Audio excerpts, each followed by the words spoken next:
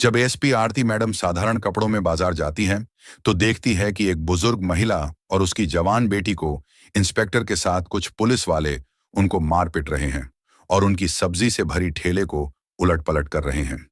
बुजुर्ग महिला हाथ जोड़कर कहती हैं, साहब मत करिए, ऐसा यही एक ठेला है जिससे 2 वक्त की रोटी मिलती है।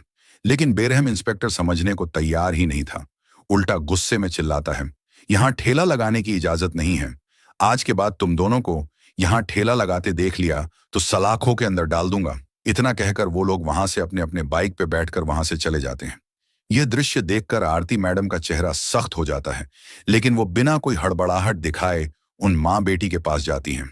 बुजुर्ग माँ जमीन पर गिरी होती है और बेटी डरी सहमी सी रोती हुई माँ को उठाने की कोशिश कर रही होती है।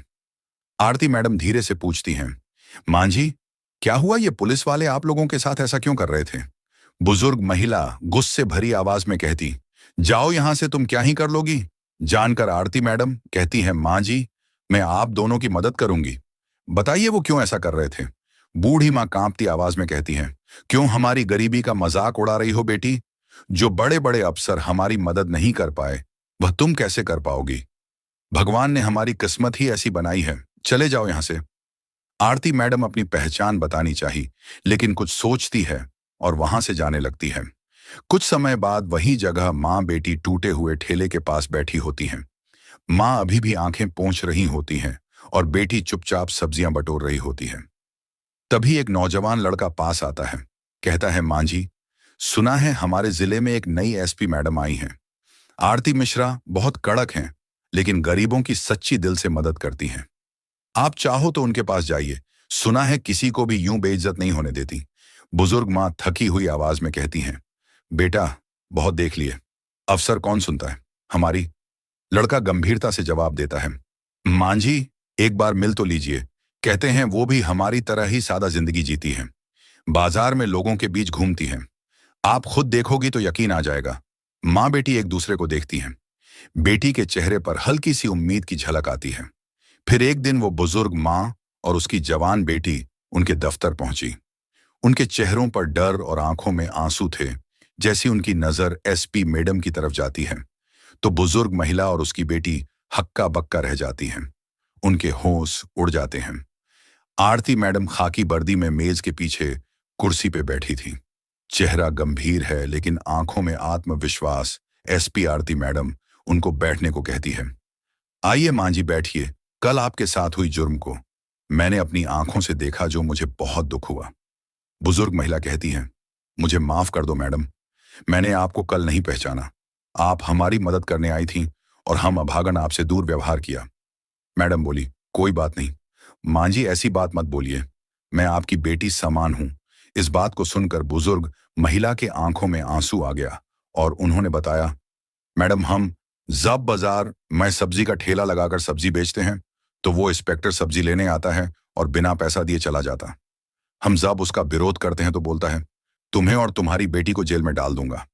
अगर तुम चाहती हो कि मैं सब्जी पैसे देकर ले जाऊं, तो तुम अपनी इस बेटी को एक रात के लिए मेरे पास भेज दो।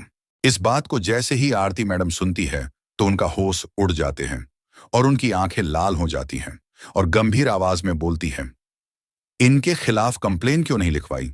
बुजुर्ग महिला कहती है, मैडम, हम कंप्लेन करने थाने गई थी।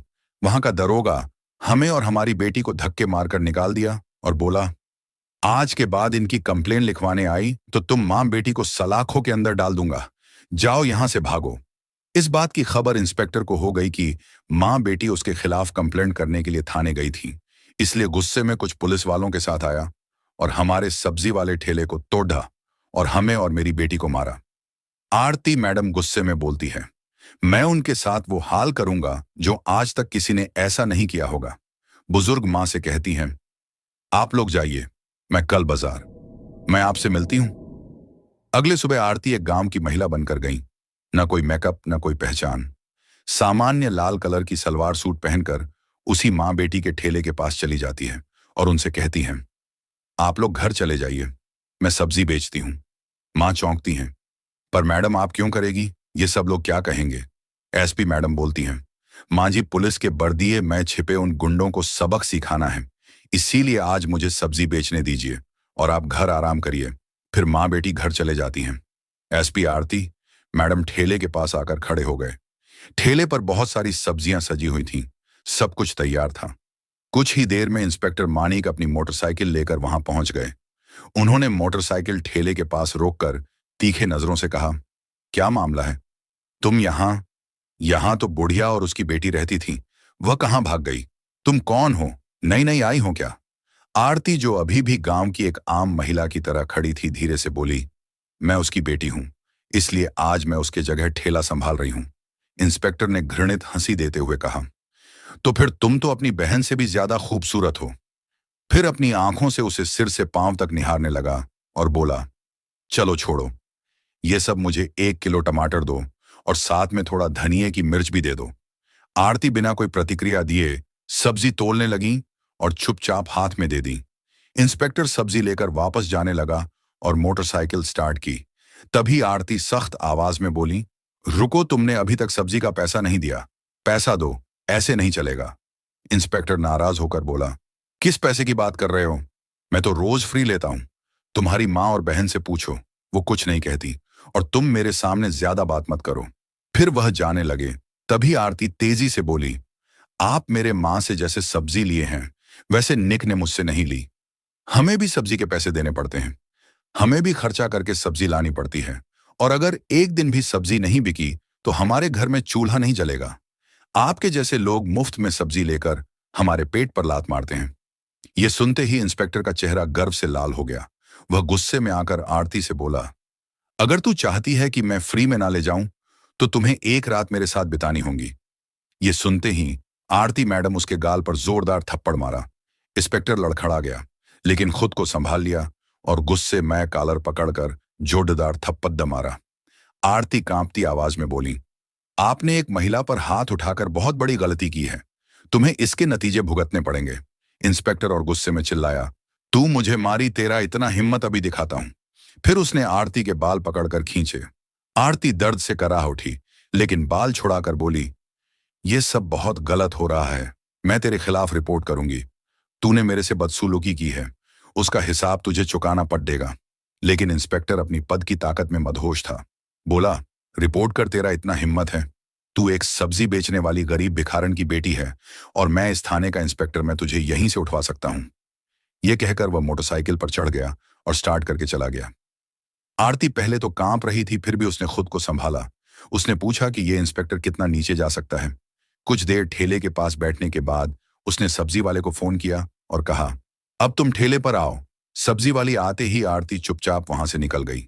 घर जाकर उसने अपने कपड़े बदले और पीले रंग का सलवार सूट पहनकर एक आम औरत की तरह थाने पहुंची। थाने पहुंचकर देखा कि इंस्पेक्टर मानिक वहां नहीं था। एक हवलदार डेस्क पर बैठा था। आरती ने सीधे उससे पूछा, मुझे रिपोर्ट करनी है इंस्पेक्टर मानिक से, और एसएचओ साहब से भी मिलना होगा। हामिल्दा ने जवाब दिया, इंस्पेक्टर साहब कुछ काम से घर गए हैं और एसएचओ साहब फील्ड विजिट पर बाहर गए हैं।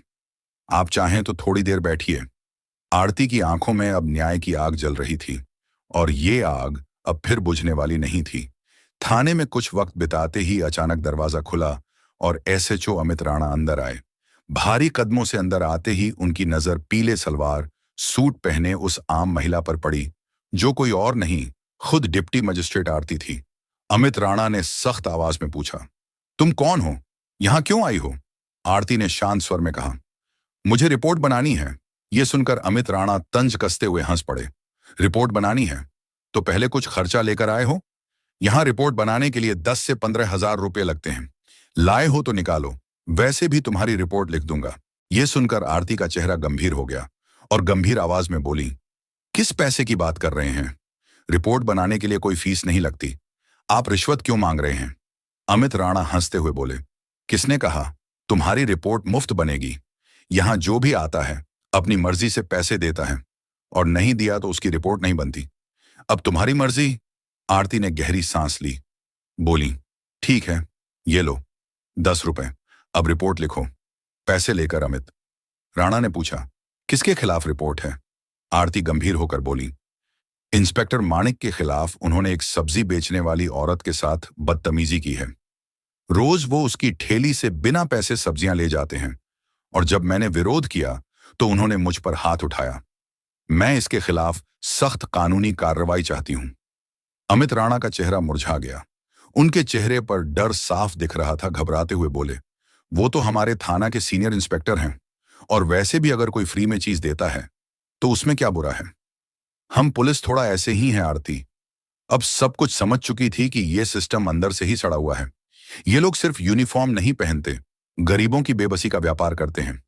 वह कुछ बोले बिना चुपचाप थाने से बाहर निकल गई, लेकिन उसकी आंखों में अब आग जल रही थी। अगले दिन सुबह डीए आरती यूनिफॉर्म पहनकर गाड़ी लेकर सीधे उसी थाने पहुंचा। उसके साथ था उसका सरकारी गार्ड थाने के गेट पर।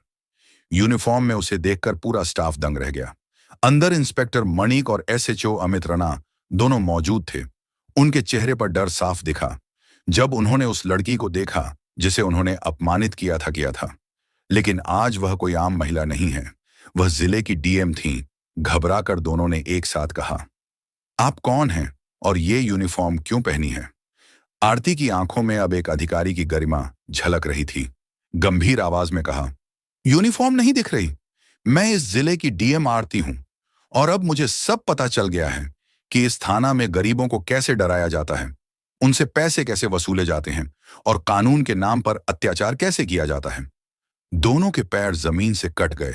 घबराकर उनकी आवाज कांपने लगी। मैडम, आप क्या कह रही हैं? अगर आप सच में डीएम हैं तो फिर आईडी दिखाइए। आरती बिना कुछ कहे अपनी बैग से सरकारी पहचान पत्र निकालकर अमित राणा के सामने रख दिया। आईडी देखकर अमित राणा का हाथ कांपने लगा। उसका चेहरा सफेद पड़ गया। तुरंत हाथ जोड़कर झुकते हुए बोला, माफ करना मैडम, मुझे पता नहीं था कि आप डीएम हैं। मेरी बड़ी गलती हो गई। पीछे खड़े इंस्पेक्टर मानिक भी उस समय डर गए थे। वे भी हाथ जोड़कर बोले, मैडम जी माफ कीजिए, जो हुआ भूल जाइए, फिर कभी नहीं होगा। दोनों ऑफिसर शर्मिंदगी से सिर झुकाए खड़े थे, लेकिन डीएम आरती की ठोड़ी अब किसी नरमी कोई बात नहीं। कड़क आवाज में बोले, आज से तुम दोनों को सस्पेंड करती हूं, और जो काम यूनिफॉर्म पहन के जो कुछ किया है उसका हिसाब अब कानून करेगा। इस जिले में अब गरीबों का अपमान नहीं होगा, और यूनिफॉर्म के पीछे छुप के लूटपाट भी नहीं चलेगी। फिर पीछे खड़े स्टाफ को आदेश दिया, इन दोनों को तुरंत गिरफ्तार किया जाए और इनके खिलाफ सख्त विभागीय जांच के साथ साथ आपराधिक मामला दर्ज हो। आज तुमने साबित कर दिया कि वर्दी ताकत का नहीं, जिम्मेदारी का प्रतीक है, लेकिन जो तुमने किया वो ना तो इंसानियत है, न कानून के लायक। अगर मैं आज तुम्हें सिर्फ सस्पेंड कर दूं तो तुम्हें सजा नहीं, छूट मिल जाएगी, और तुम फिर किसी गरीब को कुचलोगे, किसी बेबस की आवाज को बंद करोगे। इतना कहकर आरती जैसे ही आगे बढ़ने लगी, इंस्पेक्टर मनीष और एसएचओ अमित राणा उनके पैरों में गिर पड़े। आंखों में शर्म और डर साफ झलक रहा था।